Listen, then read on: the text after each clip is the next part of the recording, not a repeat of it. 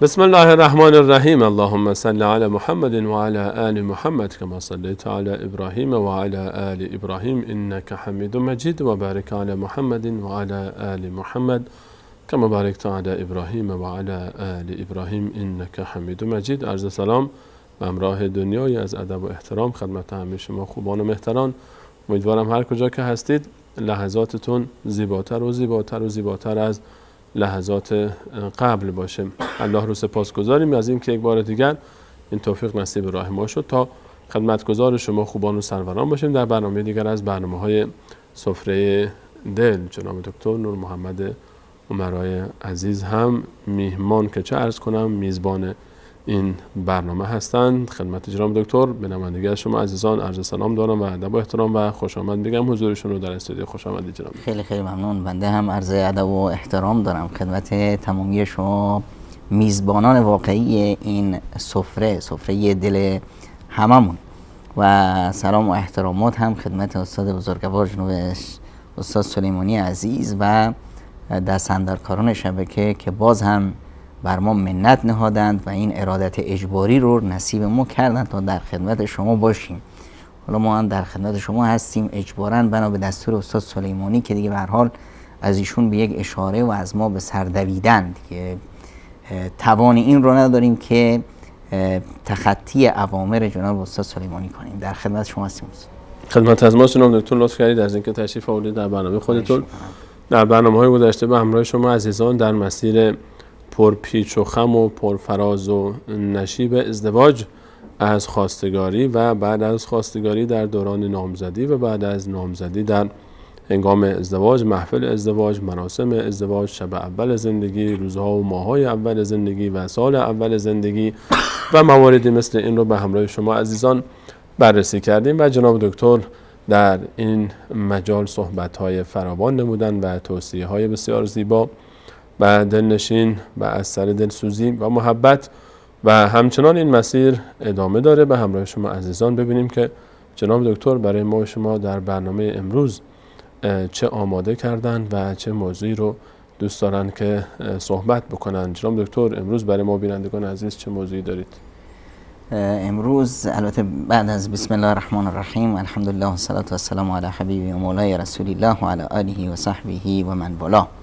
امروز میخواییم استاد سلیمانی عزیز یک مفهوم بسیار بسیار شیرین و دلنشین که متاسفانه در محیط جامعه به شیوهی واژگون معرفی شده اون رو اصلاح کنیم و دیگه از این که عاشق بشیم خجالت هم نکشیم بلکه افتخار کنیم که عاشق هستیم و در زندگی مشترک عشق رو پررنگش کنیم. اون عزیزانی که احیانا بنا به هر حال املاءات این ور و اونوری بهشون براشون اینطور تلقی شده که ما در زندگیمون عشق نداریم، ما اون به اصطلاح عشق رومانسی که این ور اونور میگن تو فیلم ها میگن شاعرها براش شعر گفتن ما احساسش نمی کنیم. خب حالا این عشق اگر واقعا نیست چطور اون رو بکاریم و اگه واقعا هست چطور احساسش کنیم؟ احیانا میشه که انسان یک الماسی تو دستش باشه چون که با الماس آشنایی نداره، نمیشناسدش، فکر میکنه خرماره است. خب همیشه مثلا ناراحت هست و فلان هست که مثلا یک قصه زیبایی میارن مثل همون انسانی که مثلا یک گونی پر از سنگ پیدا کرد و خسته و کوفته و مایوس از زندگی اومده بود این سنگا رو کنار دریا مینداخت تو دریا و تا از شب تا صبح از فقر و بدبختی و فلاکتش مینالید و یکی یکی اینا رو مینداخت تو دریا. من نمیدونست که چه ثروتی رو داره میندازه. همون که به اصطلاح خورشید طلوع کرد آخرین سنگ رو در دستش داشت و میخواست بندازه، احساس کرد که این سنگ درخشش خاصی داره. وقتی نگاه کردید الماس هست. یعنی این کل این زندگی رو وقتی سپری کرد دید که من چه به اصطلاح ثروت هنگفتی، چه عشقی رو من ضایع کردم. در همون لحظات آخر عمر سر پیری تازه یادش میاد که ما واقعا عاشق هم هستیم و خبر نداشتیم. امروز به همراه شما بینندگان عزیز بر مبنای مقدمه جناب دکتر میخوام درباره مفهوم عشق در زندگی مشترک صحبت بکنیم.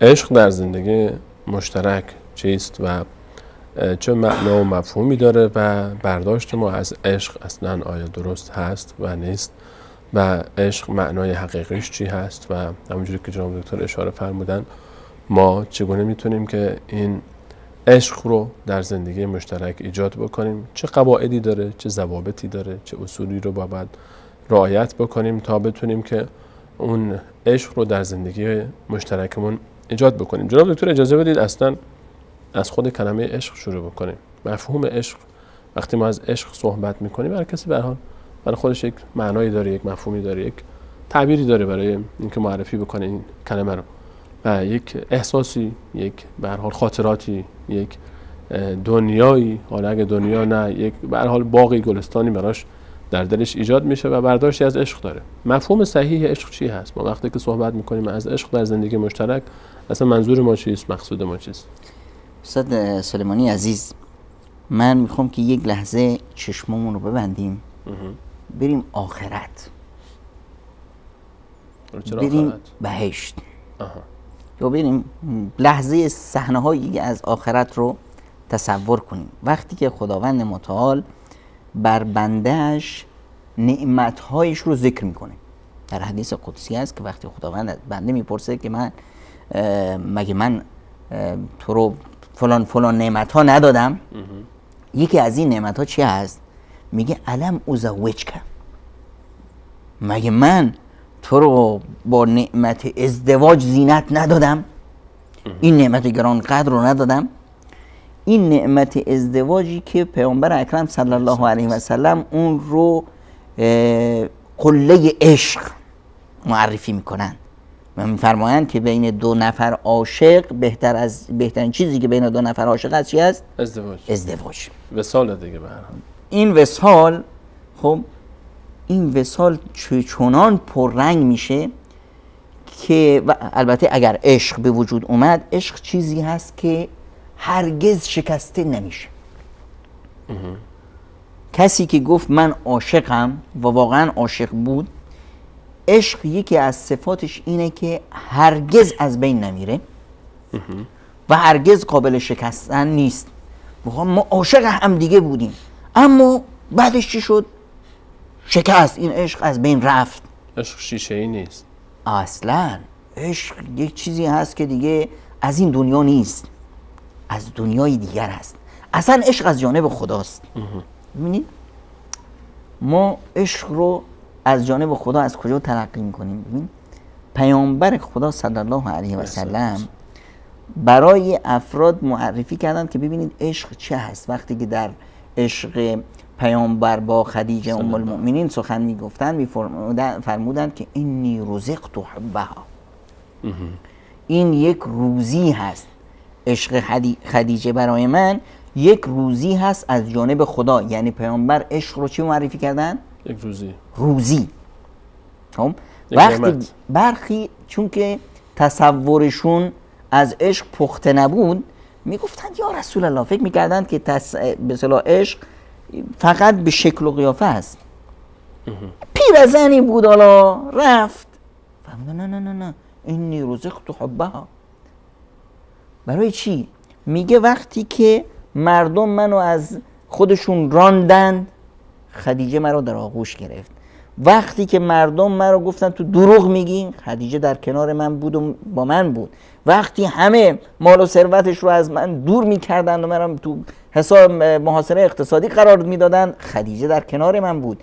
یعنی یک مفاهیمی دیگه‌ای هست، یک مفاهیم و ارزش هایی هست غیر از اون ارزش های دیداری. همش این نیست. همه عشق درسته، یه میلانی ما داریم، یک خوشم اومدی داریم، یک نمیدونم من جذبش شدم، من اسیرش شدم. اینا همش طغیان غریزه است، عاطفه است. اینا عشق نیست. میتونه جزئی از عشق باشه، همه اینا در کنار هم در ساختن عشق مفید باشه، اما عشق تنها اینا نیست. عشق مفهوم بیشتر از این هست. ببینید ما عشق رو چجوری میگیریم؟ عشق رو ما از خدا میگیریم. رزق هست دیگه. و این رو بینیم به چی؟ به دیگران، به مقداری که ما می‌بینیم ما در واقع یک کانال ارتباطی هستیم. بگیر بده. اگر ندادی خب دیگه اومدن هم متوقف میشه. وقتی بخشیدی اون منبعی که از اونجا میاد بیشتر و بیشتر سرازیر میشه. واسه همینه که در عشق اولین نقطه عشق چه اساس سلیمانی؟ این لیوانتون رو میگیرید، منم لیوانمو بردارم، یک کم بذارید پیانه. داخل لیوان من این مقدار چای بذارید، چای بریزم براتون؟ از خالیه. لیوان خودتون بریزید. خالی چیزی ندارم بریزم. اگه خالی باشم از عشق میتونم عشق بدم؟ نه دیگه، تا نباشی راه رو که توانه شد راه بر. اونایی که میگن که شوهرم دوستم نداره، شوهرایی میگن که زنم بهم عشق نمیورزه، عزیز من اول لیوان خودت رو پر کن. اولین مرحله عشق اینه که خودت رو دوست داشته باشی، عاشق خودت باشی. یعنی چی عاشق خودم باشم؟ یعنی اینی که اون چیزی که میخوایی از دیگران طلب کنی، از دیگران نیاز نیست طلبش کنی، اون رو از خودت میخوای. وقتی که من عشق میدم به طرف مقابلم، از جانب خدا محبت سرازیر میشه، اینی رزقت حبها میشه. وقتی رزقت حبها میشه، این عشق یکی از صفتهاش اینه که خالد است، همیشگیست، جاودانه است. جاودانه است. پیامبر خدا وقتی میگه که اینی رزقت حبها، خدیجه کجاست؟ فوت کرده. ساله هاست که خدیجه نیست. بله. وقتی پیامبر خدا میره بعد از سالها به مکه مکرمه، مکه رو فتح میکنه، یعنی وقتیه که تقریبا از وفات خدیجه حدود 10 سالی گذشته، 11 سال گذشته. میره اونجا خیمهشو کجا میزنه؟ نزدیک قبر خدیجه. نزدیک قبر خدیجه. عشق اونه که پیامبر خدا وقتی که از این دنیا میخواد بره آخرت، سرش کجاست؟ تو آغوش همسرش، تو آغوش عایشه. اینه عشق، عشق جاویدان. خب این عشق جاویدان وقتی ساخته میشه که من اول خودم رو سیراب کنم از محبت الهی. روزی هست. حالا که روزی هست، قانون جذب این روزی چی هست؟ من میخوام یه روزی هست به نام عشق، از خداوند این روزی رو میخوام کسب کنم. خدایا بار الها این قانون جذب روزی چی هست؟ خداوند متعال به ما میفرماید و من یتق الله یجعل له مخرجا و یرزقه من حیث لا یحتسب. اون کسی که تقوای الهی رو پیشه کنه، یعنی رابطهش با خداش یه رابطه بسیار صمیمی باشه، چه اتفاقی میفته؟ همه مشکلاتش حل میشه. یجعل له مخرجا، راه برون رفت از مشکلات. از هر گرهی یه راه برون رفتی براش سبز میشه و هر روزی که اون بخواد و یجعل له مخرجا و یرزقه من حیث لا یحتسب، به اون روزی میده از اون جایی که اصلا در تصور اون نبود. خب روزی تنها اون تصور ما از روزی که تنها مال و ثروته که نیست، معنی فراتری داره. صحت روزی هست، نمیدونم آرامش قلب روزی هست، ازدواج و همسر روزی هست، خوشنامی روزی هست، عشق و محبت روزی هست. اینی رزقت حبها، من این عشق و محبت به خدیجه این روزی هست که در قلب من خداوند متعال کاشته.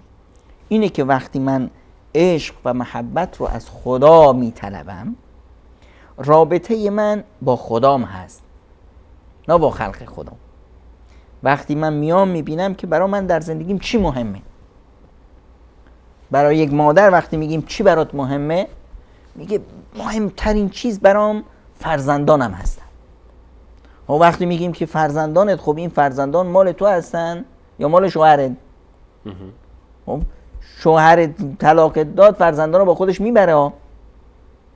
نمیدونم شوهرت مرد، این فرزندان رو میتونی تنها بار بیاری تربیتشون کنی؟ میگه نه، پس شوهر برام خیلی مهمه، پس مهمترین چیز برام شوهره. میگیم خب اگر شوهرت رو نتونی خدمتش بکنی، صحت اجازه نده، مریض و نمیدونم افتاده باشی، اون وقت چه اتفاقی میفته؟ میگه خب اگه به شوهرم نرسم، خب میره ازدواج دیگه میکنه. خب پس صحتم برام خیلی مهمه. خب صحتت، اگر شما بیایی انسان آن نرمالی باشی، با مشکلات و با درگیری های زندگی خودت رو باخته باشی، دچار یک استرس و بحران باشی، اون وقت میتونی به شوهر و زندگیت برسی؟ میگه نه. پس چطور میتونی این آرامش و سعادت رو به دست بیاری؟ آرامش و سعادت با رابطه با خدام. رابطه با خدا رو چطور برقرار میکنی؟ میخوام با خدام رابطه برقرار کنم، میرم به معراج، میرم بر سجاده نماز می ایستم تا رابطه‌ام مستقیم بشه با خدام. میخوام خدا با من حرف بزنه، مناجات من با خودم برقرار باشه، قرآن میخونم. یعنی من با عبادت، با رابطه مستقیم با خدام برقرار کردن، یک نوع توازن و یک نوع آرامشی رو در خودم ایجاد میکنم. این آرامش باعث خوشی جسم و خوشی و روح و روان من میشه. اینجاست که من میتونم زندگیم رو اداره کنم، میدونم که چطور با همسرم برخورد کنم، میدونم که چطور بچه‌هام رو تربیت کنم. همه اینها وقتی که در بسیار برای من روشن میشه، اون وقتی که میفهمم عشق مصدرش کجاست؟ الله تعالی. وقتی که من محبت و عشق رو از خودم میگیرم، خودم سیراب میشم، اونجاست که محبت میدم. اما وقتی که خودم خالی هستم، چیکار میکنم؟ دنبال این میگردم که چرا همسرم به من عشق نمیده، چرا این که به اصطلاح قلب من خالی است. وقتی از اون میخوام، دیگه من از بنده میخوام. بنده وقتی از بنده، دیگه همیشه وقتی دستتو به سوی کسی دراز کنی، از چشش میفتی. وقتی که من از همسرم عشق میخوام، در حالی که خودم باید مصدر عشق باشم، خودم باید راه عشق باشم، از خدا محبت بگیرم، خودم رو پر کنم، به دیگری بدم. اون وقتی که دیگه فضای خانواده فضای چی میشه؟ پر از محبت، پر از صمیمیت، پر از الفت، پر از احساس سعادت. واسه همینه که در خانواده‌ای که محبت نیست، این محبت، نبود محبت دلیل بر چه هست؟ نبود تقوا، نبود ایمان و تقوا. اگر ایمان و تقوا درست باشه، محبت، اون خانواده باید لبریز عشق باشه. یعنی اگر انسانی احساس سعادت و خوشبختی نکرد، راه درمانش این نیست که بره دنبال قرص سعادت و خوشبختی.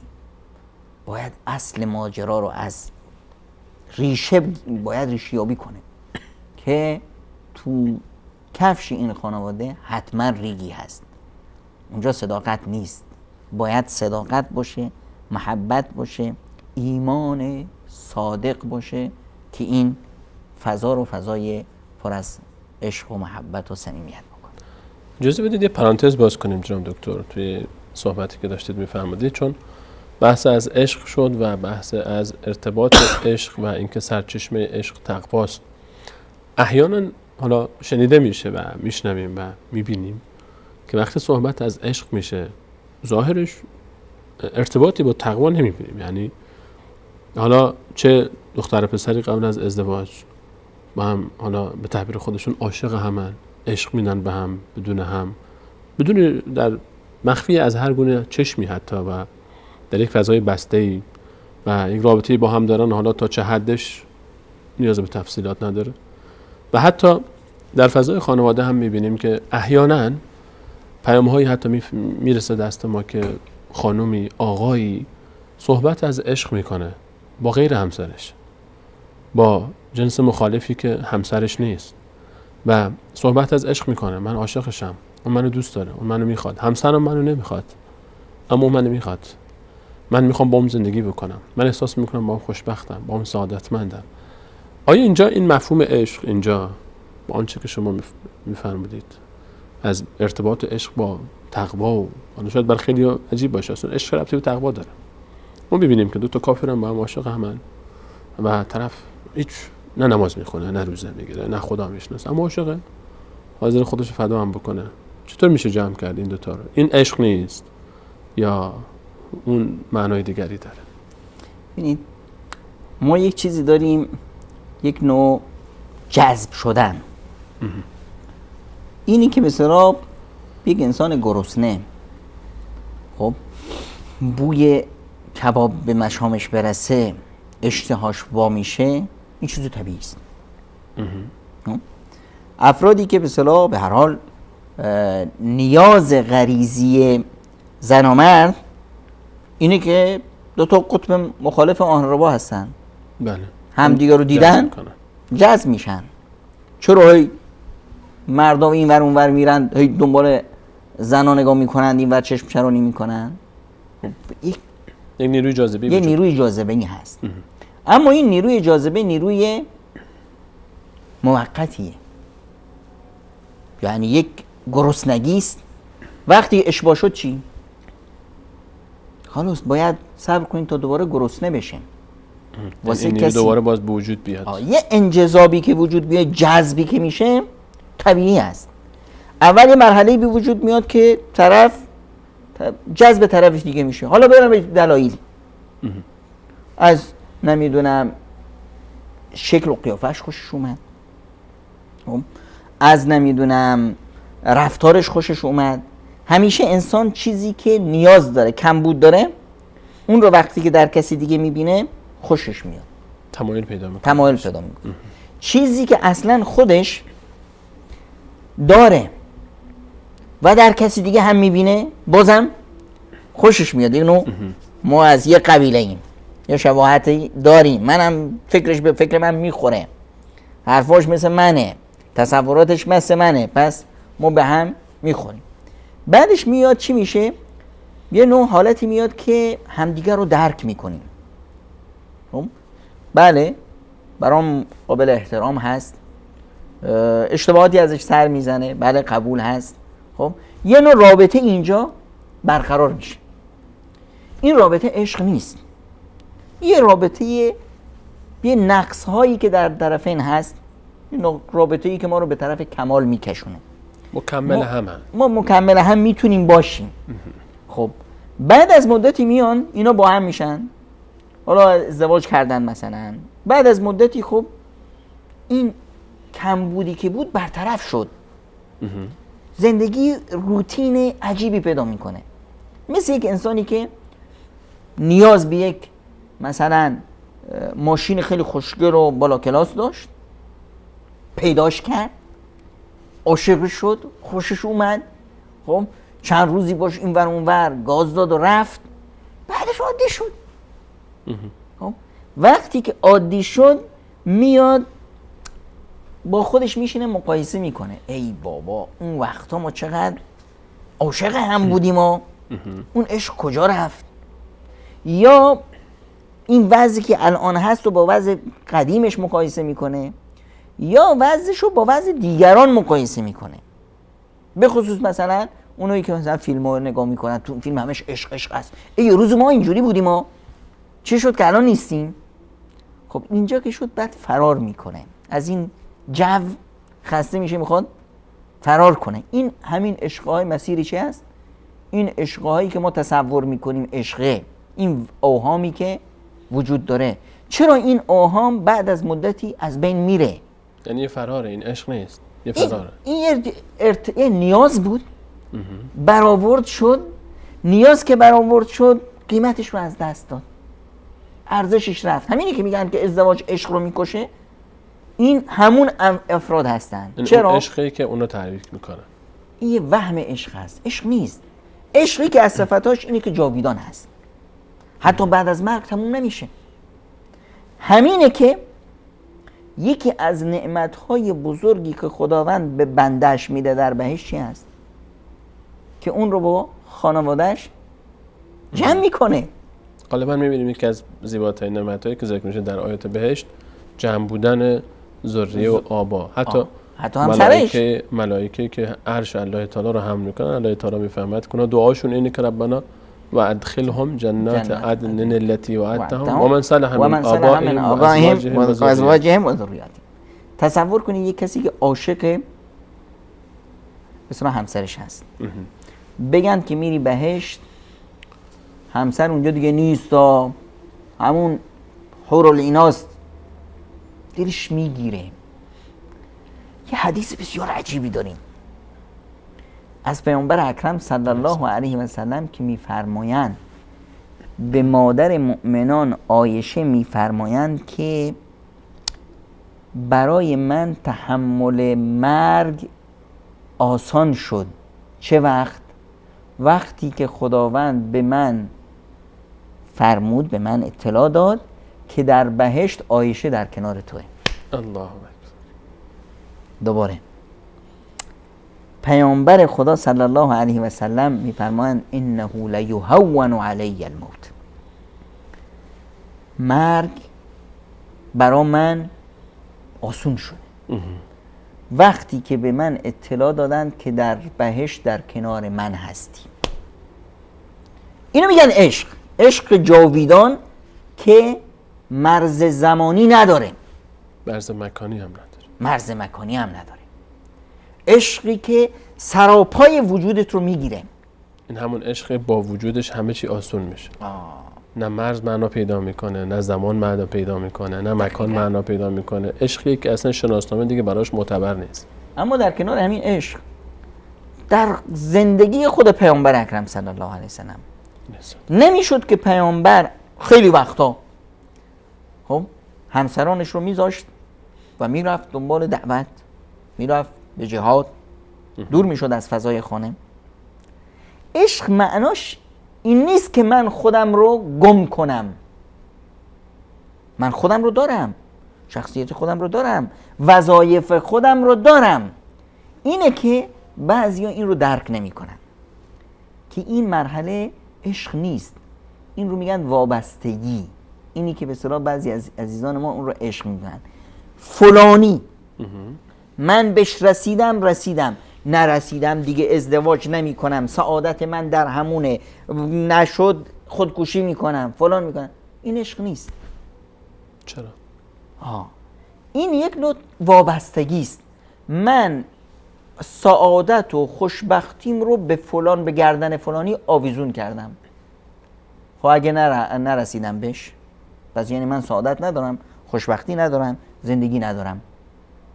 خب رسیدم بهش، دیگه نباید حرکت کنم، نباید برم دنبال مسئولیتم، نباید کار کنم، نباید زحمت بکشم، نباید از کنارش دور بشم. این سعادت ما با کجاست؟ سعادت ما، مصدر سعادت، مصدر خوشبختی که بدون اون ما انسانیت خودمون رو از دست میدیم، ما ارزش خودمون رو از دست میدیم، خداوند متعال است. این رابطه وابستگی مطلق تنها بین بنده است با پروردگارش. از این دور شد، یا پس این عبادته. این عشق نیست، این عبادته.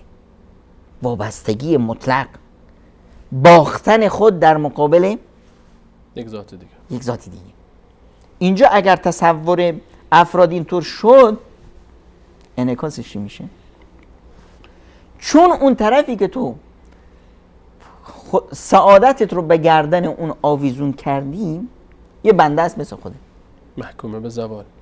چه اتفاقی میفته؟ اتفاق میفته که شما چون که همیشه دلهوره داری که اگر من این کار رو کردم شاید اون از من رانده بشه، شاید این رابطه سست بشه، ناخودآگاه شما کارهایی میکنی که اون ازت متنفر میشه.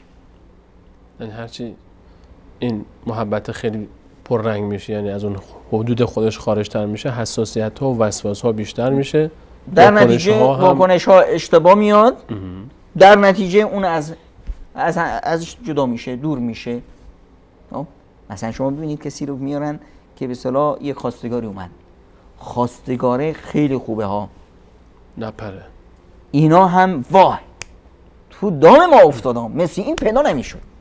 دختره هم دلهوره داره که نکنه که این از دست بره، نکنه که خدا کنه چی میخواد، همون سعی میکنه اون کارایی بکنه که اون رو جذب کنه. خب ناخودآگاه چون که اینقدر خودش رو باخته، رابطهش به جای اینکه با خدا باشه، از خدا نیرو بخواد، از خدا محبت بخواد، از خدا روزی بخواد، از این بنده میخواد. بعد از مدتی میبینی پرید. بعضی از دختر خانم‌ها میگن بابا برای من هی خواستگار میاد ولم میکنه میره، هیچ نمیدونیم چرا میره. ما هر چی که اون تصور میکردیم که اون میخواد اون کارا رو میکردیم. اینجاست مشکل، اینجاست. رابطه به جای این که با پروردگار مصدر روزی باشه، اون کسی که روزی رو میده، اون وقته که به اصطلاح من برام خدا مهمه، رضایت خدا مهمه. خب اومد فرار کرد، الحمدلله که نشد، چون که این لیاقت منو نداشت. الحمدلله که قبل از ازدواج این رفت. اگر نمی رفت بعد از 2 بچه می اومد فرار میکرد، اون وقت چیکار میکردم؟ پس اینجا مصدر چی؟ چاقی نشد، این نشد، دیگری چاقی نشد، لاغری برای من مهم نیست، من روزی رو از خدا میخوام. اینه که مقداری که ما رابطمون با خدامون قوی باشه، به همون اندازه در زندگیمون موفق میشیم، به همون اندازه این عشق رو کسب میکنیم، دیگران رو کسب میکنیم، فضای زندگیمون یه فضای کاملا دیگه‌ای میشه. آیا جناب دکتر این 2 احساس با هم در تضاد؟ شاید یکی فکر بکنه که مثلا کسی که هر چقدر رابطش با الله تعالی بیشتر و بیشتر بشه و محبتش بیشتر بشه و این رابطه رنگین تر بشه، از این طرف خب رابطهش با مردم، با انسان‌ها، با دور و بریاش و علاوه خصوص همسرش شاید به نظر بیاد ظاهرا که کم رنگ تر میشه، چون این طرف دیگه تو یک دنیای دیگه داره زندگی میکنه، یک دنیای عالم ملکوتی و یک عالم روحانی زندگی میکنه که زیاد به این مسائل جسمانی و عالم به هر حال دنیا زیاد علاقمند نباشه. ولی از صحبت‌های شما و از آنچه که از رسول صلی الله علیه و سلم شما بیان می‌فرمایید اشاره به این داره که هرچه اون رابطه پیش الله تعالی پررنگ‌تر میشه، این عشق هم اینجا داره به همون تناسب مثل که وزنین‌تر میشه، سنگین‌تر میشه. این دید از کجا میاد استاد سلیمانی عزیز؟ این وقتی میاد که طرف اصلا مفهوم عبادت رو نفهمیده. بنده خدا ابوالدرداء خب همون ابتدای اسلام مفهوم درست عبادت رو نفهمیده بود.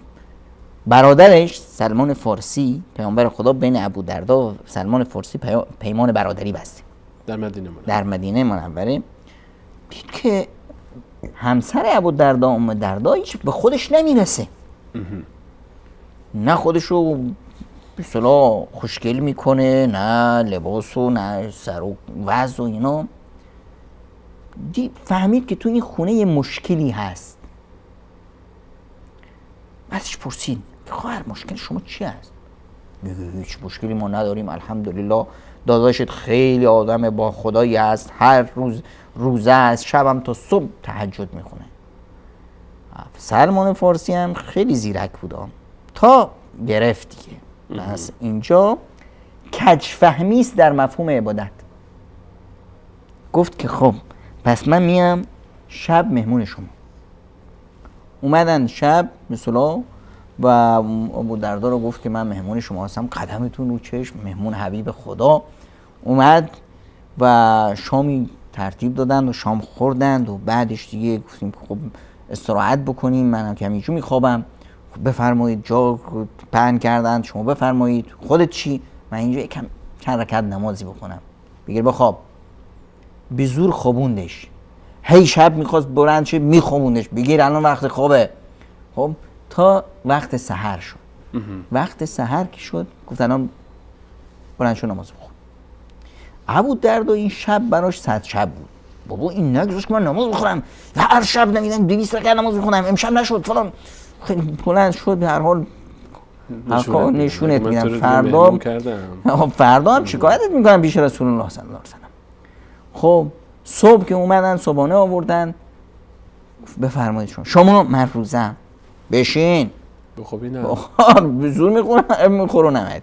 ای بابا روزم رو هم خراب کرد دیگه. ابودردا پاک کردیم، بعد رفت پیش رسول الله صلی الله علیه و سلم شکایت که این سلمان یه کاریش هست تا عبادت من خراب کرد.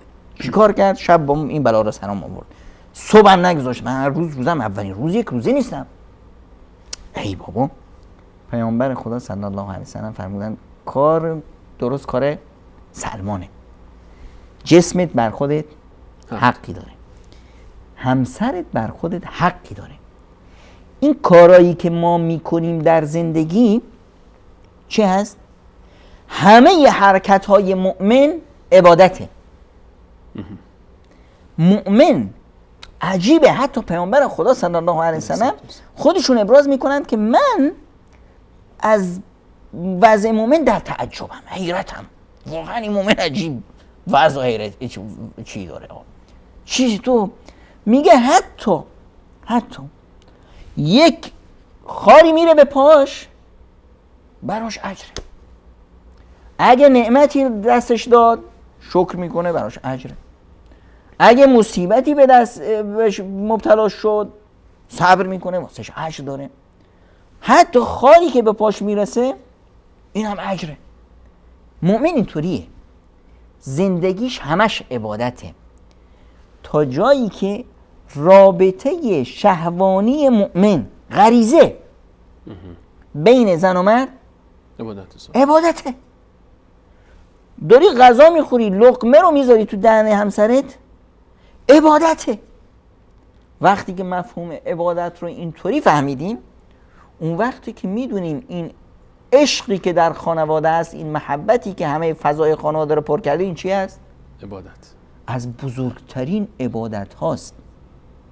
از بزرگترین عبادت ها. ببین در دنیا بزرگترین، ماهرترین، پیشکسوتترین پزشک یا نمیدونم متخصص روانشناسی کیه؟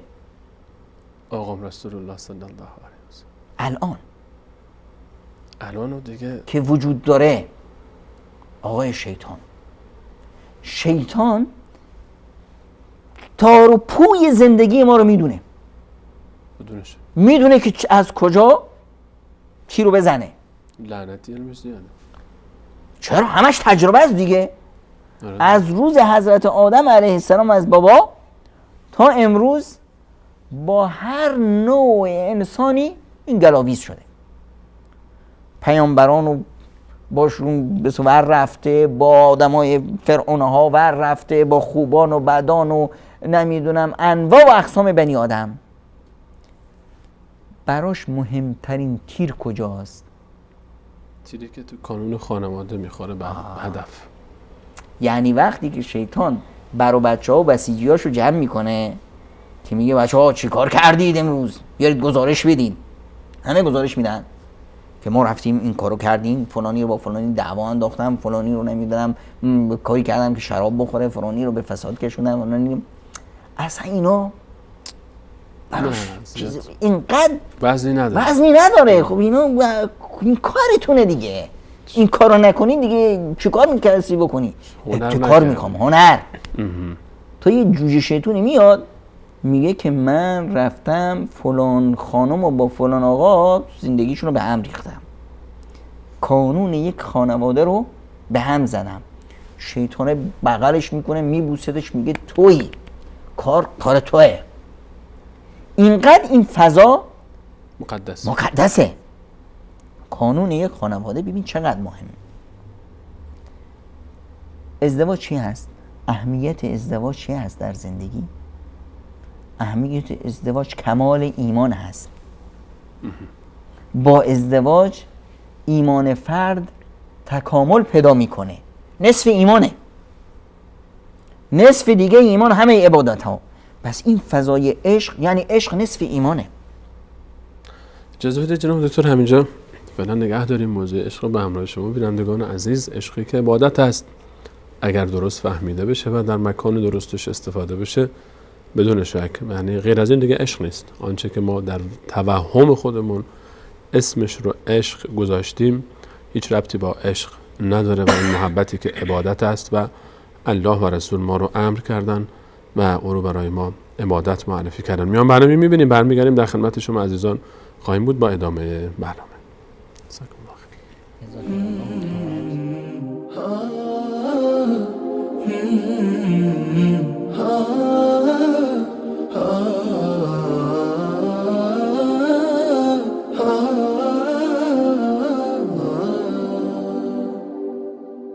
هي زوجتي عنوانها عنواني وحبيبتي بستانها بستاني ورفيقة العمر الذي أيامه في بيتها أزكى من الريحان.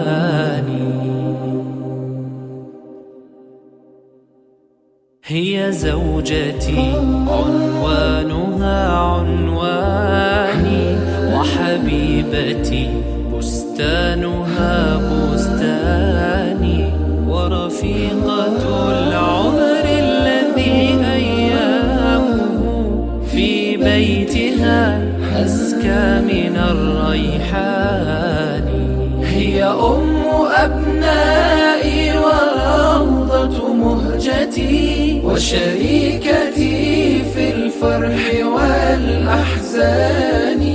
هي من إذا مل الفؤاد رأيتها زهرا جديدا يانع الألوان. وإذا اشتكيت من الصعاب وجدتها سهلا مريحا لين الأركان. وإذا أتيت من الظهيرة متعبا كانت كأنفاس النسيم الحاني.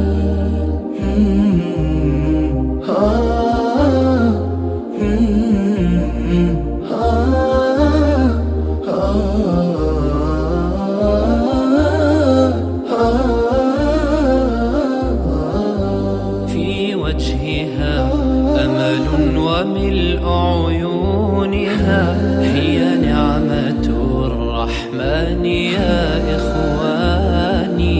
نمشي على درب السلام وفي يدي يدها فتشعرني بكل أماني. في وجهها أمل وملء عيونها هي نعمة الرحمن يا إخواني. نمشي على درب السلام وفي يدي يدها فتشعرني بكل أماني. هي أم أبنائي وروضة مهجتي وشريكتي في الفرح والأحزان. هي من إذا مل الفؤاد رأيتها زهرا جديدا يانع الألوان. وإذا اشتكيت من الصعاب وجدتها سهلا مريحا لين الأركان. وإذا أتيت من الظهيرة متعبا كانت كأنفاس النسيم الحاني. يا رب فاملأ بالمحبة بيتنا والود والإخلاص والإيمان.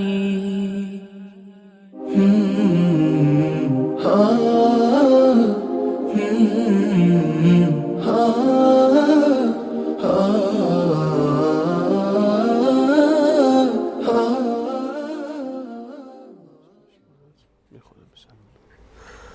بعد سلام مجدد خدمت همه شما خوبان و سروران، همچنان با شما هستیم با برنامه سفره دل در موضوع عشق در زندگی مشترک. عزیزانی که از طریق فیسبوک بیننده ما هستن به صورت زنده میتونید با ما مشارکت بکنید در موضوع برنامه و در پایان برنامه حتما نظرات، پیشنهادات و انتقاد، سوالهای شما در این باب مطرح خواهد شد. همچنین همه عزیزانی که بیننده ما هستن از هر طریقی به صورت زنده میتونید پیام‌های خودتون رو با ما در میان بگذارید از راه‌های مختلف، از طریق صفحه فیسبوک یا از طریق صفحه تلگرام و از طریق برنامه تلگرام و واتساپ و پیامک و همچنین پیامگیر صوتی که همیشه در 24 ساعت شبانه روز در طول هفته منتظر پیام شما عزیزان هست و انشاءالله حتما در برنامه مطرح خواهد شد. جناب دکتر درباره مفهوم عشق در زندگی مشترک صحبت کردن و اینکه این عشق در زندگی مشترک یک عبادت است و یک عبادتی بسیار بزرگ که باید تلاش کرد برای فهم صحیح اون و دست یافتن به این عبادت عظیم در زندگی مشترک برای زیباتر شدن زندگی ما. جناب دکتر اگر حالا درباره خود عشق صحبت فرمودید، شما یک کسی بخواد قلب خودش رو یک کاوشی بکنه، یک نگاهی بیاندازه که این قلبی که داره قلب یک عاشق هست یا نه، یه همسری میخواد ببینه که حالا واقعا عاشق همسرش هست یا نه، خب بالاخره بعد اول به قلبش نگاه کنه دیگه. به خودش شما گفتید اول عاشق خودش باشه، یه نگاهی به قلبش هم اگر بندازه، خب این قلب چطور قلبی باید باشه، یک قلب عاشق چه صفاتی باید داشته باشه تا ما بتونیم بگیم که این عاشقه. اصلا یک همسری چطور بفهمه که عاشق همسر خودش هست و این قلب چطوری باید باشه؟ این قلب باید اینطوری باشه. چه قلب عشقی دارید ماشاءالله. قلبی که خیلی باید عاشق باشه. باید این خیلی هم پررنگ باشه. پررنگ هم باشه، درست همون قشعه به اصطلاح قلبی که وقتی سفره دل شروع میشه به اصطلاح میبینیمش اونجا که اصلا اون قلب عاشق قلبستانه اونجا که ماشاءالله. این قلب چه ویژگی باید داشته باشه؟ در این قلب ما برای رسیدن به یه عشق ما این قلب رو داریم. قلب رو بینی شکلش چجوری است. در این قلب باید الفت باشه، الفت و عاطفه باشه و پایبندی باشه. یعنی چی؟ حالا اینو فرقشون چیه الفت و عاطفه؟ الفت یعنی احساس آرامش. انسان وقتی که یه طرف دیگه رو میبینه، چون که نیازهایی که در من هست این نیازها رو برآورده میکنه، پس من در کنارش احساس آرامش میکنم. چون که این با من یک اشتراکاتی رو داره، از نظر فکری با هم میخوریم، از نظر اخلاقی با هم میخوریم، از نظر شخصیتی با هم میخوریم. خب یعنی مثلا چی از نظر شخصیتی؟ مثلا من یه آدم وسواسی هستم، اون یه آدم تو خودی هست، خب گوشه‌گیری هست. اینا خیلی با هم میخورن. چطوری؟ یعنی دیگه الان چون که طرف اجتماعی نیست، تو خود هست، دیگه این طرف وسواسی و شکاک تحریک نمیشه دیگه. خب اینا با هم میخونن. ما از این نظر با هم میخوریم، ما همدیگه رو قبول داریم، پس در کنار هم احساس چی میکنیم؟ آرامش میکنیم. یک فضایی از الفت و صمیمیت اینجا به وجود میاد. این میزان در این آرامش و الفت چیه؟ آیا همین که من فقط مثلا من نوعی که همسر خودم رو میبینم، همین که احساس کردم یک احساس خوبی به من دست داد و همین که در دلم احساس کردم که علاقمندم بهش، احساس کردم که یک حس خوبی به سراغ من اومده، آیا همینقدر کافی است؟ ببینید ما یک به اصطلاح شرط و شروطی داریم برای ازدواج. وقتی من رفتم این مثلا ما دو تا عقل داریم، یه عقل عاطفی هست، یه عقل به اصطلاح بینشی هست. عقل عاطفی اگه تنها به حرکت در اومد، این عقل از کار میفته. نیاز هست، یعنی هیجان که میاد انسان عاشق شدم، نمیدونم فلان شدم، در هر حالت هیجان عقل انسان کار نمیکنه. واسه همین میگن که آقا کسی که قاضی بود اگه عصبانی بود خیلی حق نداره که قضاوت کنه، اگه خیلی هم خوشحال بود بازم حق نداره قضاوت کنه. چرا؟ چون که اون چیز رو خوب حلاجیش نمیکنه. اما وقتی که من یه عاطفه‌ای دارم، الان اومدم با این مسئله رو حلاجی میکنم که این طرف واسه من مناسب هست یا نه. واسه همینه که ما عشق یک دیدن نداریم. اینی که میگه که تا دیدمش با یه چش عاشق شدم، این حرف بچگانه است. چرا؟ عاشق چی شدی؟ اصلا عشق بدون شناخت به وجود نمیاد. عاشق چش امروز شده؟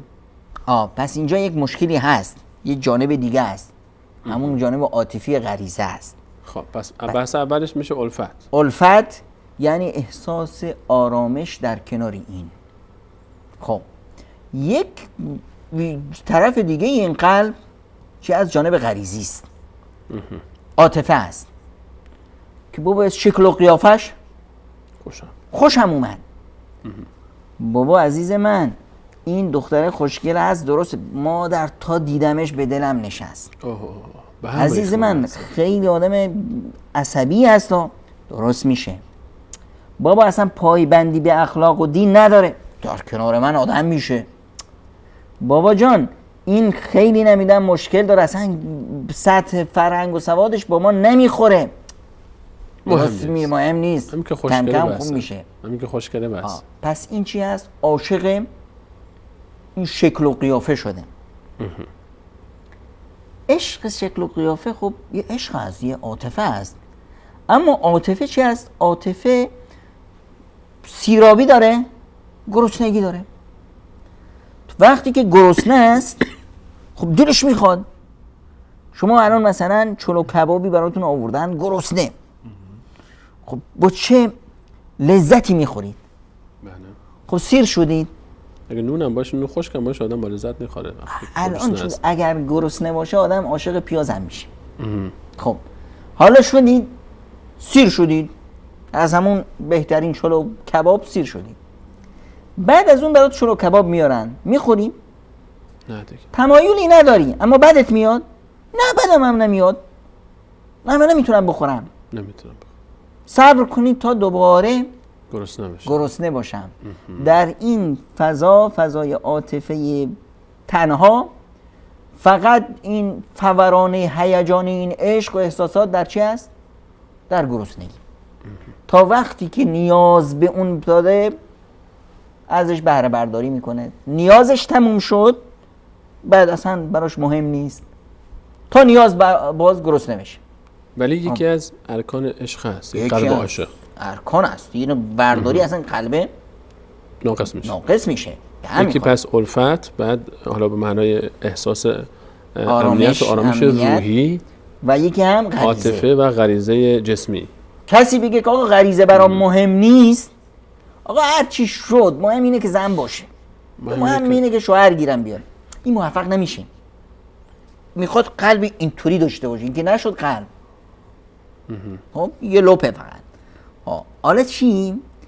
بعدش پایبندی، که من وقتی که اومدم امضا کردم، چی رو امضا کردم؟ یک میثاق غلیظا، یک پیمان نامه محکم مقدس. خب این پیمان نامه محکم رو من نمیتونم بشکنم. عاطفه نیست، نباشه، اما چیکارش کنم؟ دختر از بنده خدا خانواده به من اعتماد کردن، دخترشون رو دادن به من، خانوممه، ولش کنم کجا بره؟ خب دختر عمومه، خب بیگانه که نیست، نمیدونم به هر حال این بیچاره زندگیشو جوونیشو به من امید زندگی اومده تو خونم. این پایبندی میتونه باشه، اما آیا این عشق اینجا هست؟ نه، عشق هم نیست. اما یک در ادای مسئولیتی هست، یه چیزی هست که بسیار تنابی که کردن افتاد، چیکارش کنم؟ یک انسان یک احساس مسئولیت میکنه نسبت به این پیمان، ولو این که محبت نیست، الفت نیست، حتی چه بسا که تو بعد عاطفه و رابطه جسمی هم و جنسی هم اونجا هم زیاد فعالیت نداره، ولی مریض اصلا افتاده است، هیچ کنون از این مسائل نه در کنارش احساس آرامش میکنه، بابا این دیگه اصلا توی باقی دیگه است، اما احساس مسئولیت میکنه نسبت به اون. این زندگی روندش لنگان لنگان میره، اما اینجا عشق وجود نداره. خب؟ چون فقط یکیش وجود داره، یکی از این سه قسمتی که اشاره کرد. احیانا میشه که دوتا باشیم. پس این سه تا رو حالا اشاره فرمودید که یکیش آرامش و اطمینان، دومی غریزه و سومیش پایبند. این سه تا که کنار هم بیاد، این قلبه که الان دست شماست میشه قلب عاشق. قلب عاشق میشه. اما اگه یکیشون کم شد چی میشه مثلا؟ اگه یکیشون کم شد، مثلا بود آرامش بود، خب در میدیدش احساس آرامش میکرد و عاطفه هم بود، میخوادش، غریزش تحریک میشه، در کنار هم چهچه میزنن، اما پایبندی اینجا نیست. چطور پایبندی نیست مثلا؟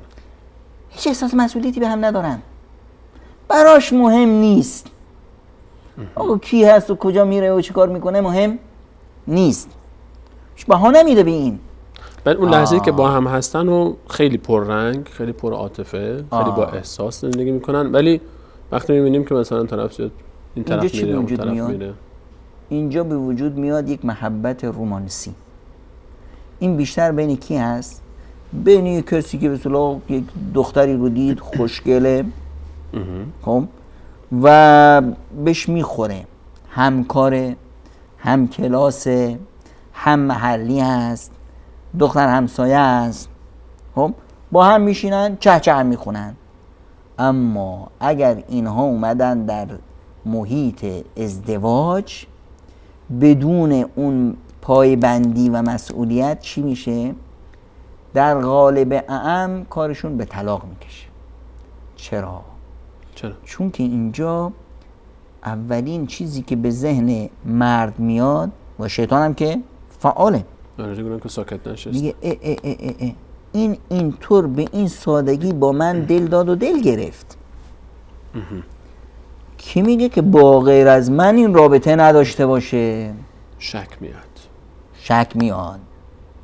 اینجا دیگه خب دخترم به هر حال یک بدبستونی داره واسه خودش، احساس امنیت نمیکنه.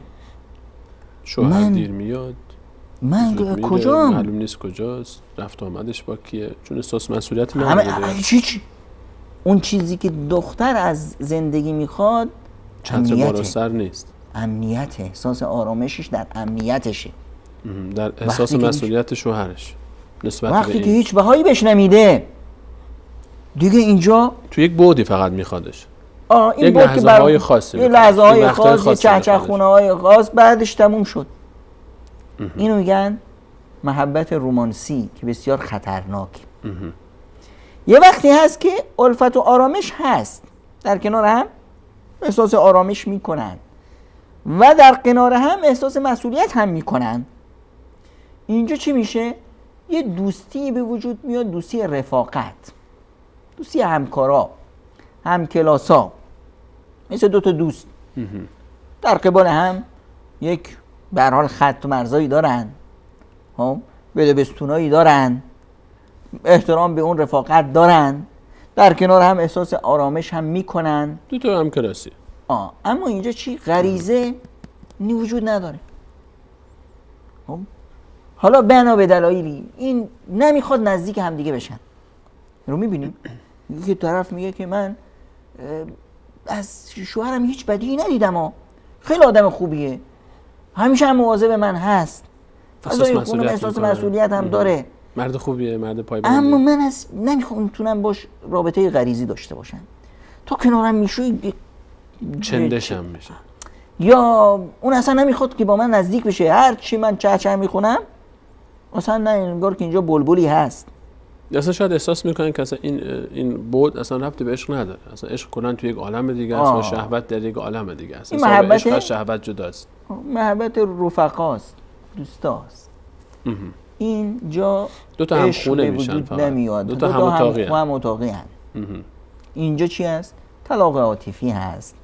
اینجا دیگه اون کشش نیست، اون کششی که به صلاح یک قضیه غریزه در واقع یک نمیدونم وقتی میدونید که بعضیا که احساس میکنن آقا داره مرده طرف چه کار میکنن؟ میگه بیا چیز بزنیم شوکش کنیم، شوک بزنیم، یه شوک میزنن این طرف زنده میشه، باز تو میمیره، باز یه شوک میزنن باز زنده میشه. غریزه همچین حالتی رو داره. یه شوک عاطفیه، یک شوک عاطفی قوی هست.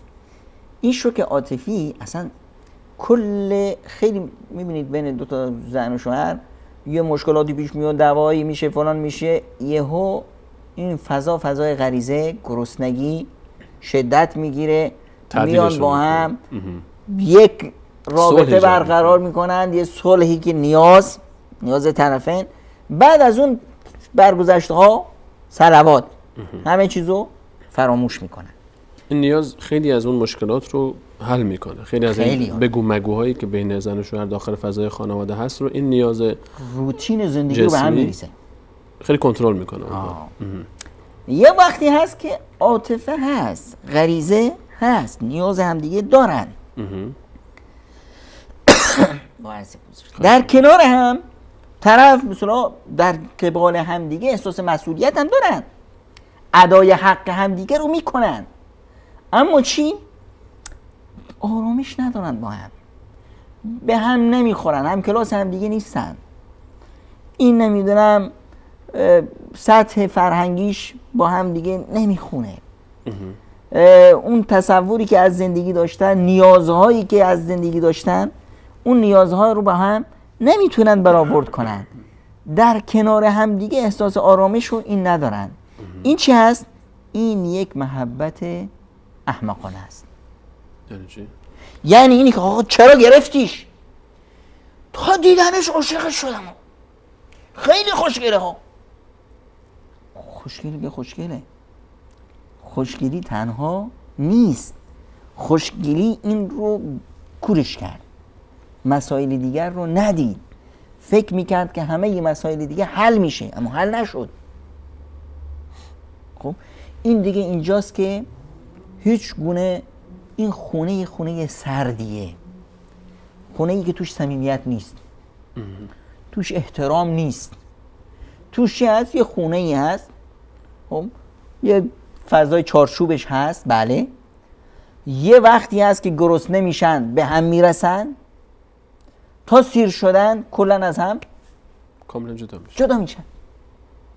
یه فضایی هست که تو اون دیگه زندگی خیلی فلاکتبار میشه، قابل تحمل نمیشه. اصلا نمونه‌ای که شما نمونه آخری که اشاره فرمودید رو ما خیلی داریم. عزیزی تعریف میکرد به نقل از یک دوستیش، یکی از دوستاش میگفت من عجیب بود که من رفتم پیش ایشون، خیلی انسان محترمی و پایبندم هست، یعنی وضعش هم الحمدلله خوبه، وضع مالیش هم. ایشون میگفت که من اتاق من اینجاست و طبقه بالا خانمم زندگی میکنه، طبقه پایین خودم اینجا هستم و غالبا مهمون بود. شب گفت دیدم پیش خودم همینجا خوابید، حکایت ابو دردا در ابتدای حکایتش با سلمان، و میگفت همینجا. گفتم خب تو چرا اینجا میخوابی، نمیری بالا؟ گفت نه برم اونجا چیکار بکنم.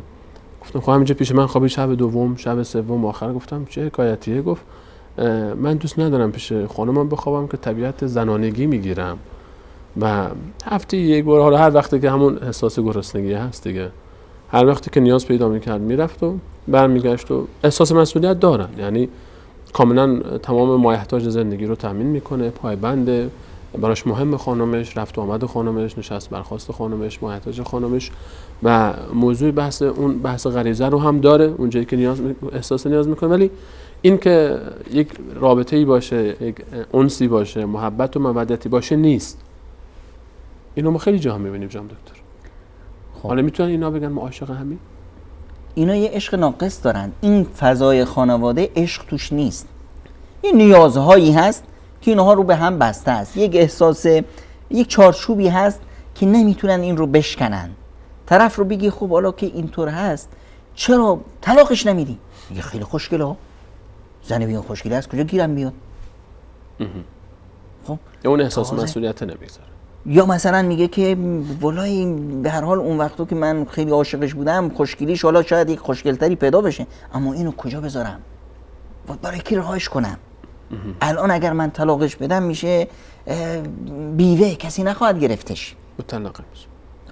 یا نه شاید کسی هم بگیره خیلی خوشگله، اما غیرت من اجازه نمیده کسی که زن من بود باید بره زن کسی دیگه بشه. یه تصوراتی هست، یک به اصطلاح باورهایی از یه چارچوبی هست که اون چارچوبو نمیتونه بشکنه. این فضا رو همینجوری تحمل میکنه. این قطاره همون جلو علنگ تلنگ تا آخر لنگان به میره و به هر حال تا آخرش هم میرسه، اما خالی از عشق. خالی از عشق. این عشق رو چطور به وجود بیاریم جناب دکتر؟ حالا این خیلی مهمه این سوال. تو همچین فضاهایی که شما فرمودید سه تا، یک قلب عاشق، یک همسر وقتی به همسرش نگاه میکنه که آیا واقعا به معنای حقیقی اون عشقی رو که ما عبادت میدونیم و باید در زندگی باشه این رو میخواد پیدا بکنه، فرمودید که بحث انس و مودت و محبت باید باشه، رابطه غریزی و شهوانیش به جای خودش، سومیش هم موضوع احساس مسئولیت. حالا اگر کسی احساس میکنه در زندگی یکی از این سه بود رو نداره و یا حتی شاید دو تاشون رو نداره، اگه سه تاشو نداشته باشه که دیگه واویلاست. اگر نقصی در این زندگی داره احساس میکنه و میخواد الان جبرانش بکنه، الان میخواد دوباره شروع بکنه، از کجا شروع کنه؟ چطور عشق سازی کنیم؟ چه قانونی شما پیشنهاد میکنید؟ چه راه حلایی هست که حالا کسی زندگی کرده، حالا لنگان تا اینجا رسونده، شاید مثلا فکر نمیکنه، شاید اصلا برداشتش از زندگی همین بوده دیگه، به هر حال همینه، عشق یعنی همین. عشق یعنی این که من همسرمو بهش رسیدگی میکنم، بهش میرسم، هر چی میخواد تهیه میکنم، یا حالا بعد مسئولیت هست، بعد دیگه نیست. برداشتش از عشق اینجوری ناقص بوده، دو تاشو فهمیده، یکیشو اصلا فهمید. الان چیکار کنه که این قلبی که این قلب سرخی که دست شماست اینجوری یه قلب خوشگل این مدلی درست کنه برای خودش؟ قلب هر کس کجاست؟ تو دلش، تو سینه‌اش. بله. مال خودشه، دست خودشه.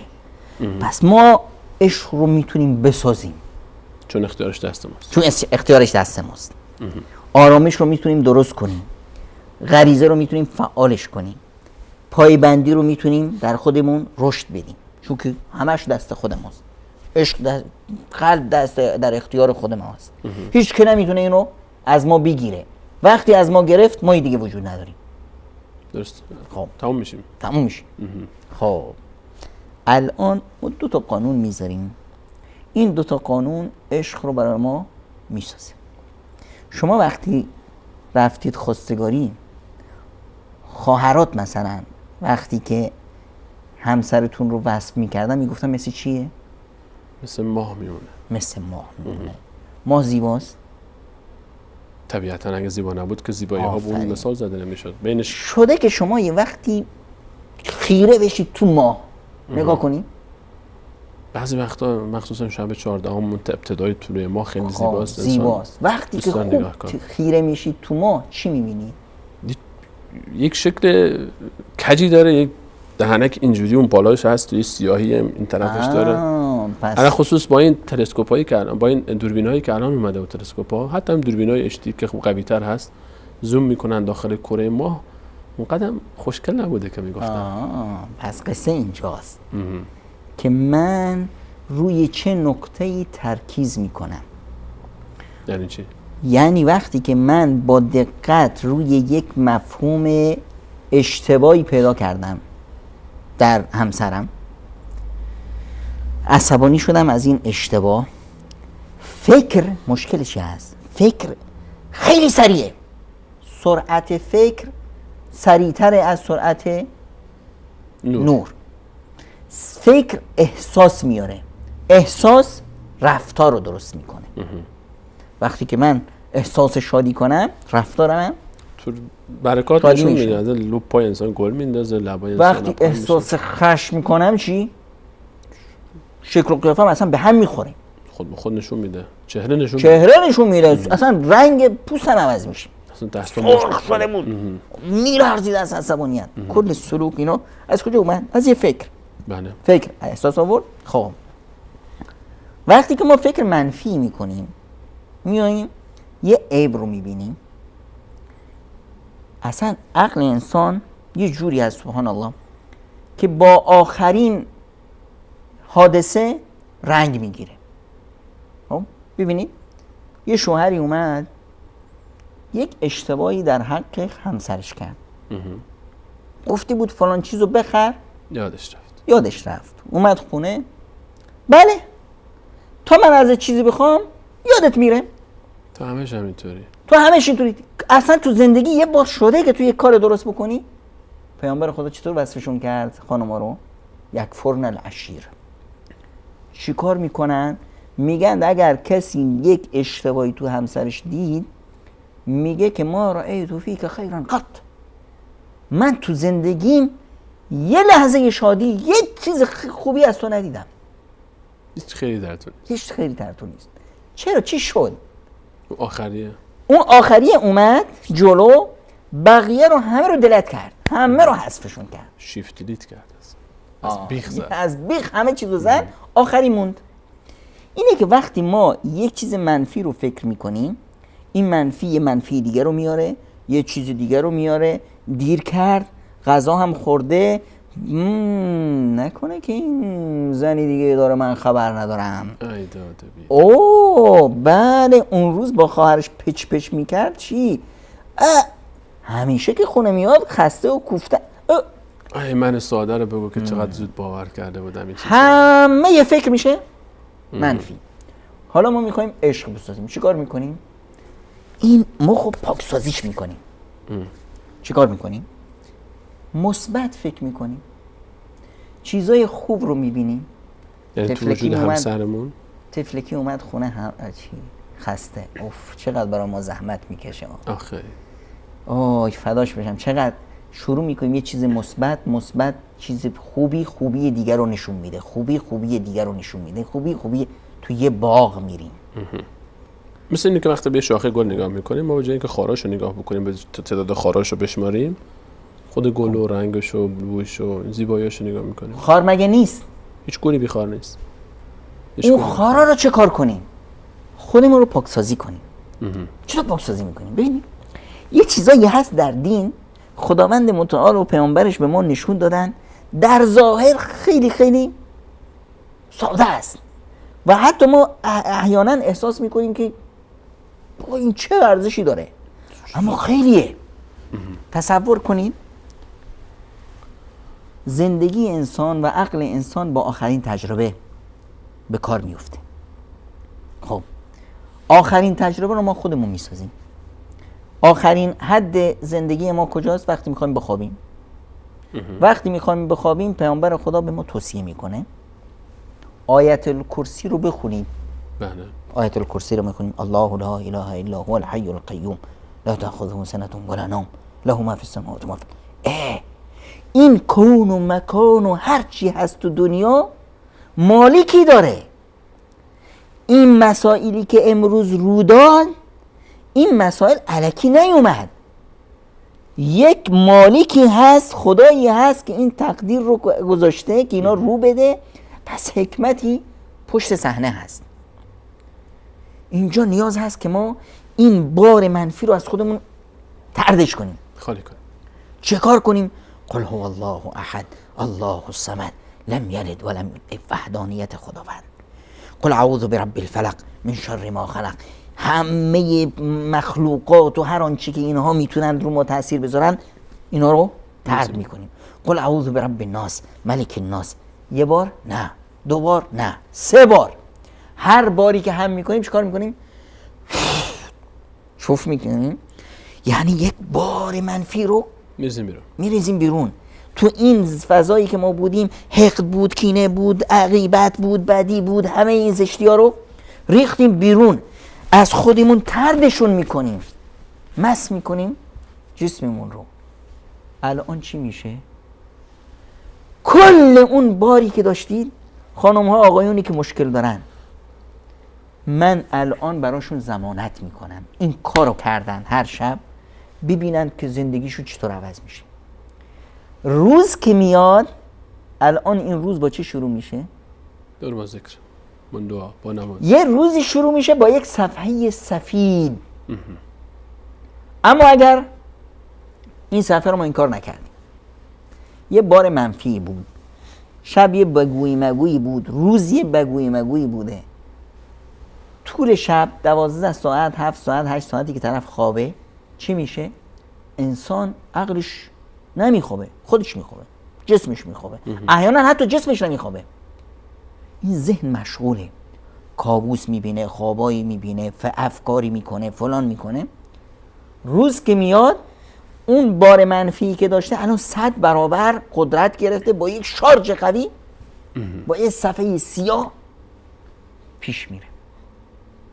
اینجاست که این فکر رو باید صافکاریش کنیم. ترکیز وقتی میکنیم روی چیزی نقطه گیری میکنیم، نقطه رو همیشه مثبت بگیریم. اینجا عشق، فضای عشق به وجود میاد. یعنی میخواید میفهمید که اصلا به مشکلات و سختی ها و این چیزا اهتمام داده نشه، یعنی کلا بیخیال بشیم همه چیز رو. هر چیز جای خودش داره. آقا مشکل، من وقتی سر کلاس میرم، من معلم کلاس هستم، پدر خانه نیستم. وقتی میام سر تو خونه، پدرم معلم نیستم. هر مشکل هست برای کیه که مشکل نداره. این مشکل رو باید حجم خودش بدیم. یه مشکلی کوچیک کل زندگی ما رو به هم نریزه. ما خیلی مشکلات داریم، خیلی مسائل پیش میاد. چرا در این حالی که خیلی مشکلات و مسائل داریم، خیلی نعمت ها داریم؟ چرا 99 نعمت رو نمیبینیم، یک نعمت رو میبینیم؟ دیدمون مشکل داریم. تازه این نقمت در ذهن ما نقمته. وقتی میگفتیم الله لا اله الا هو الحی القیوم، وقتی گفتیم قل هو الله احد، پس ما به یک الله احدی ایمان داریم که اسمش هست الحکیم. پس حتی این موردی که برای ما پیش اومده میگیم که حتما توش خیری هست و اون بارگیری منفی رو هم طرد کردیم. میمونه چی؟ الان یه نقطه دیگه، یه قانون دیگه میذاریم. این قانون دیگه چی هست؟ قانون کبوتر با کبوتر، باز با باز. یعنی چی؟ هم جنس با هم جنس پرواز. که من از طرف مقابل چی میخوام؟ یعنی یک نیرویی هست که ما این نیرو رو خداوند به ما داده، اما چون لمسش نمی کنیم خیلی وقتا از دستش میدیم. چه نیرویی؟ نیروی اینی که نقل نیرو بکنم، انتقال نیرو به طرف مقابل. یعنی من از همسرم چی میخوام؟ خوبی میخوام، احترام میخوام، عشق میخوام. این عشق رو در خودم میسازم، به اون منتقل میکنم. چطور؟ شده که شما، خیلی وقتا شده ما با هم حرف میزنیم، اسم یک انسانی رو میبریم. آقای فلانی خیلی آدم خوبیه ها، دستش در نکنه، چند روز پیش یه مشکلی برای من پیش اومده بود، تا میبینید تق تق تق تق کیه؟ اومد. اینو چی آورد؟ همین نیرو. این یک پیامبر خدا این حدیثی بسیار زیبایی دارن، میفرمایند که الارواح جنود مجنده. روح‌های افراد، تمایلات افراد مثل سربازا هستن، با هم گره خوردن. اونایی که با هم شکل و قیافن، با هم میافتن. بدا با بدا، خوبا با خوبا. قصه‌ش چی بود؟ قصه‌ش یه زنی بود تو مکه مکرمه، بسیار زن شوخی بود. این زنه وقتی اومد مدینه منوره، کجا رفت؟ رفت خونه یه زنی دیگه که اونم کپی این بود. بعد دیگه حرف شد، میگم ای بابا فلانی چطور اینو پیدا کرد؟ چطور پیداش کرد؟ میبینید شما یه آدم معتاد میبرید تو یه شهری که اصلا اونجا هیچ کس رو نمیشناسه، روز بعد میبینی یه پاتوق معتادا رو پیدا کرد. از کجا اینا رو پیدا کرد؟ مثل آهن ربا. پیامبر خدا صلی الله علیه و سلم فرمودن الارواح جنود مجنده. اینه که ما این آهن ربا رو چطور در خودمون وجود بیاریم. ببینیم دین به ما امر میکنه که همیشه ذکر خیر دیگران بکنیم. خب وقتی که من خوباشونو بگیم، حق نداریم، ممنوع، حق نداریم بدیشونو بگیم. اگه گفتیم میشه غیبت. من مادرم رو فرستادم بره خانواده همسرم رو باشون آشنا بشه، فقط ببینه که چطور آدمایی هستن. رفت روز بعد دعوتشون کرد، گفت که من دارم خواستگاری میکنم. مادر بابا دست بردار، چه خبر؟ چیه را؟ چون که مادر من با مادر خانمم فتوکپی همدیگه بودن. این رابطه خیلی رابطه عمیقی هست. مثل هم فکر میکردن، مثل هم هر دوتا ادیب و دانشور و بگو و بخند و این یک دایره المعارفی از شعرهای قدیم و نمیدونم ضرب المثل ها، این یه دایره المعارف دیگه. اینا همدیگه رو یافتن دیگه تموم شد. اینی که این خیلی مهمه. من وقتی نشستم تو چی هم میگم که واقعا خانمم خیلی آدم زحمت کشی هستم، واقعا با خودم فکر میکنم چه اتفاقی میفته. ایشون هم فکر خواهد کرد، اما باید این فکرمون صادقانه باشه. یعنی چی؟ پیامبر خدا صلی الله علیه و سلم به ما میفرماید چی؟ تبسمک فی وجه اخیک صدق. لبخند تو چی؟ تو صورت برادرت چی هست؟ صدقه، عبادت. یعنی این لبخند برای کیه؟ برای خداست، تا عبادت باشه دیگه. طبیعتا وقتی برای الله تعالی باشه بعد عبادت میشه. اینجا صداقت هست. اما اگر یه لبخندی بود برای خدا نبود، فوراً آقا سلامی یعنی چی؟ منو مسخره میکنی؟ درسته؟ این لبخند بود. اما شما خنده های زورکی از دور معلومه. یعنی اینجا یک شما میایید تعریف میکنید یک کسی رو، آقا سلامی شما خیلی آدم خوبی هستید، من تا شما رو میبینم دیگه اصلا خودم فراموش میکنم فلان. میگه آقا این چاپلوسی واسه چیه؟ ببینید چون که این صداقت توش نبود، طرف اون رو مسخره تلقی کرد، طرف اون رو اهانت تلقی کرد. اما وقتی که برای خدا بود عبادت شد. عبادت شد، نه رابطه رو تغییر میده، تغییر کرد، محبت ایجاد شد. آنچه از دل برآید لاجرم بر دل نشیند. اینجاست که ما وقتی میگیم که به اصطلاح این یک نوع افکاری رو، اندیشه ها رو در خودمون بارور میکنیم.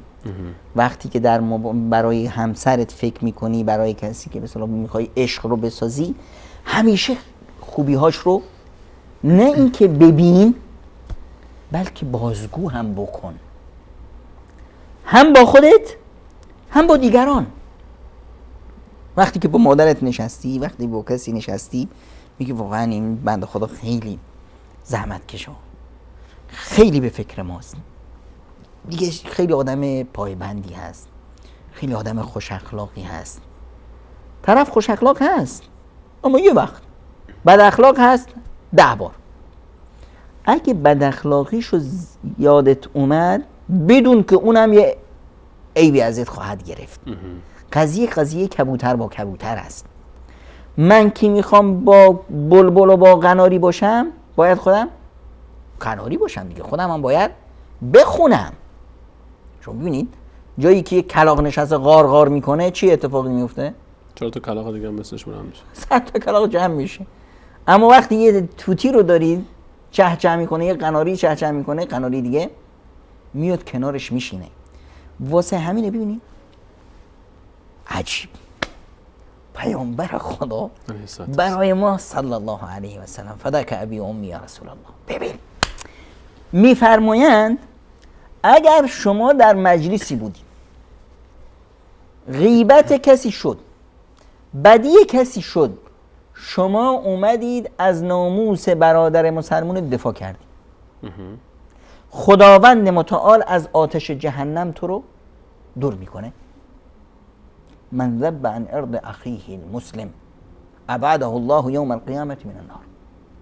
هر کسی که در یک فضایی هست اینجا منفی بافی میشه، آقای فلانی خیلی آدم بدی هست، آدم بد جنس تر از این ندیدم.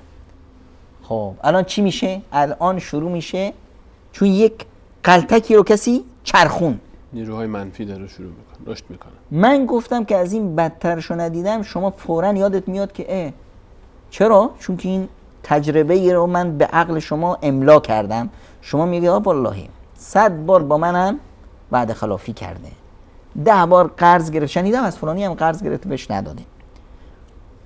کسی دیگه است منم شنیدم که کلا اینجا چی میشه؟ کلکسیون کل همون بدیهایی که در بشریت و در حیوانات هست همه اینجا جمع میشه، کوفته میشه به سر اون بیچاره.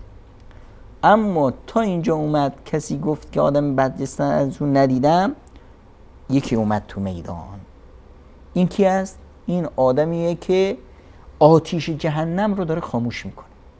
خداوند از آتیش دورش میکنه.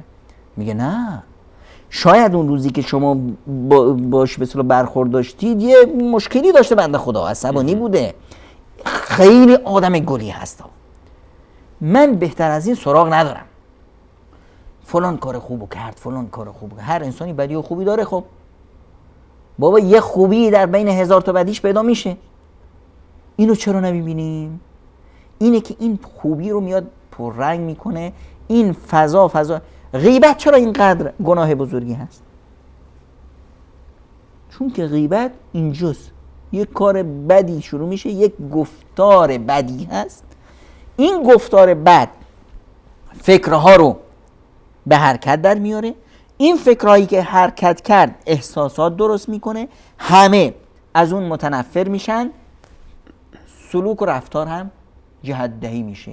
یه مثل یه گلوله برفی که یه مشت اولش روی از سراشیبی که داره میاد از کوه، هی وقتی میره پایینتر بزرگتر و بزرگتر میشه و چه بسا که سبب یک بهمنی بشه که خیلی از خونه ها هم از بین یک روستایی رو کاملا از بین میبره.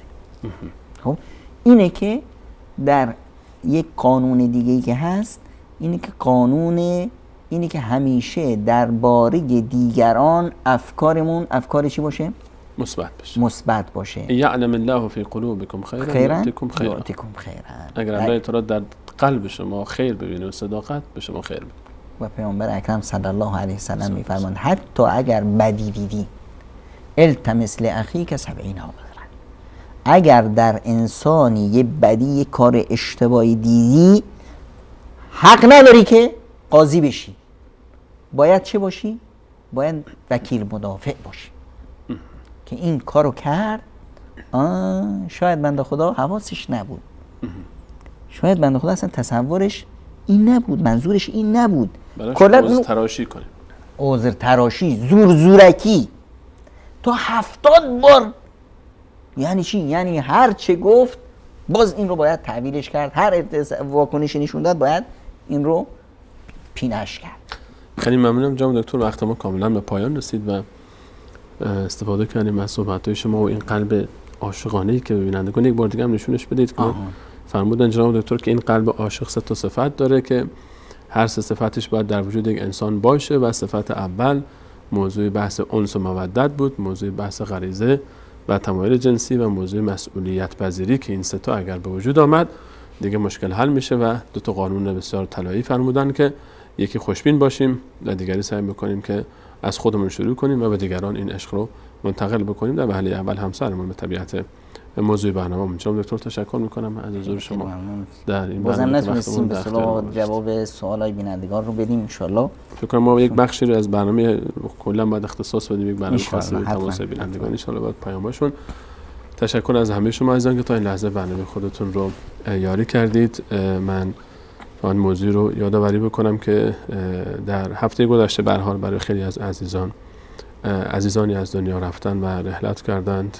یکی از نزدیکان ما هم پیرمرد بزرگسالی، ایشون خیلی عمر بابرکتی داشت، بالای 120 سال عمر مبارکش بود و به رحمت الله تعالی رفت و برای ایشون و از علمای مطرح جهان اسلام هم شیخ سلمان العوده خبر شدیم که ایشون همسرشون و فرزندشون در یک سانحه رانندگی به دیدار الله متعال شتافتن و از دنیا رحلت کردن و همه عزیزانی که در هفته گذشته از دوستان و آشنایان و خویشاوندان و اقوام ما از امت اسلامی ما رحلت کردن و وفات کردن، از الله متعال برای همه این عزیزان رحمت، بخشش و مغفرت طلب می‌کنیم و این کوچکترین کاری است و کمترین کاری است که ما میتونیم در حق این عزیزانمون داشته باشیم. از کل امت اسلامی و از الله تعالی می‌خوایم که اونها رو مورد رحمت، بخشش و مغفرتش قرار بده و در بهشت برین در کنار انبیا، شهدا، صدیقین و صالحین محشور بفرماید و برای خودمون تا آخرین لحظه حیات توفیق استقامت بر مسیر توحید و نهایت و خاتمه نیکو که رضایت الله متعال رو به دنبال داشته باشه ازش می‌خوایم. تشکر می‌کنم از همه شما خوبان عزیزان